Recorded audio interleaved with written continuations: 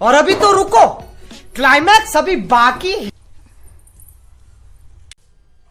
હવે હું ધૂ કચરા કરીને હાવ થાકી ગઈ હું. આ ત્રણે બાપ દીકરો ધૂ કચરા કરી નાખે ને એવો મારે કઈક પ્લાન બનાવવો છે, એટલે મારે ધૂ કચરા ન કરવા પડે ને ઈ ત્રણે કરી નાખે.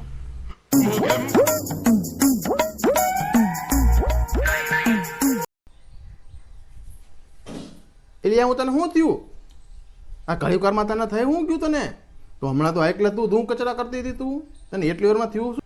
હવે મારથી ધૂ કચરા નહીં થાય, મને હે ને હમણાં કઈક થઈ ગયું તું અને કઈક થાય છે હવે.